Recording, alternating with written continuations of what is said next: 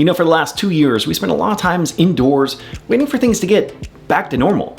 Well, I have to tell you, looking forward to 2022 and beyond, we have a lot to look forward to in San Diego, and that's exactly what we're talking about today.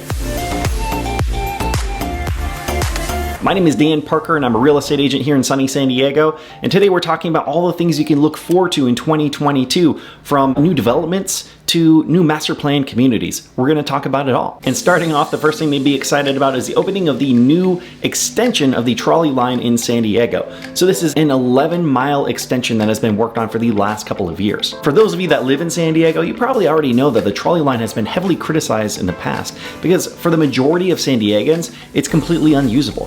For over 3 million people in San Diego County, there are only 3 trolley lines.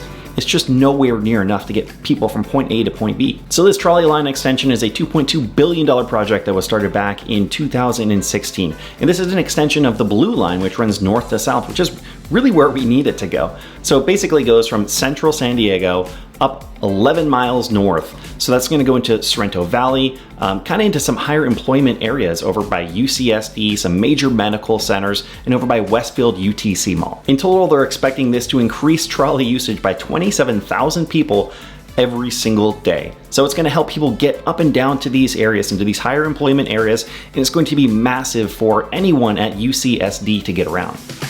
And next up, we have 3 Roots, which is the largest master plan community in the center of San Diego. Really, the only master plan community that's being built in the middle of San Diego right now. It's up in Sorrento Mesa, which is actually right above where the trolley line is going to end up. This is going to be a community of over 1,800 homes with 3 builders. So you have Shea, Lennar, and California West. Most people know about this community for the massive interest that they had starting out. So pretty much right away, when they first allowed people to sign up on their interest list and get pre-qualified with their lenders, they had over 14,000 people reach out for these 1,800 units. So this created some major long waiting lines.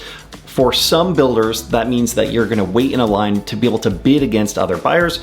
For other builders, like Shea Homes, you actually just get in line until you find what you're looking for and hope that the prices don't continuously go up so that they get above your budget. In 2020, we're gonna see the first of the homes in this community finish construction. People start to finally move into this community, which I'm really looking forward to because every single time I've seen it so far, it's just been flattening dirt and starting to build some construction. So it's gonna be really great to see when this is all fully built out. What's really unique about the homes in this community is they're kind of combining modern architecture with indoor and outdoor elements. So you have things like steel and stone, open floor plans, and indoor and outdoor mixed-use spaces. Another big aspect to this community that they're promoting is the encouragement of health and fitness. So there are state-of-the-art fitness centers, a whole bunch of parks around the community events, nutritional seminars, all sorts of things to encourage people to be healthy and happy and live a healthy and happy lifestyle. I honestly think that this community has the potential to change the way that we think about master plan communities in San Diego. With the focus on health and fitness, all of the different parks, the different types of architecture that they're using,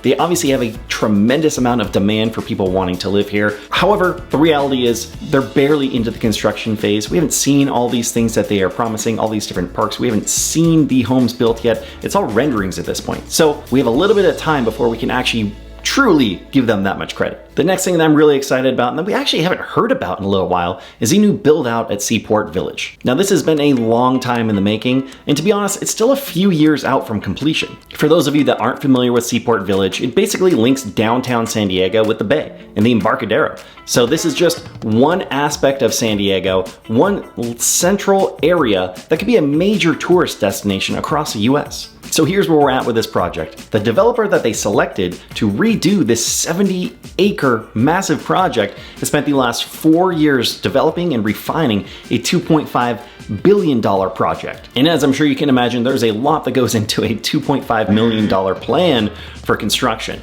Now looking into 2022, the next big hurdle that they have to get over is they're going to be starting the environmental plan. It could take anywhere from 18 to 24 months before it can be ready for public opinion. So next up for this project is 2022, they're applying for an environmental review.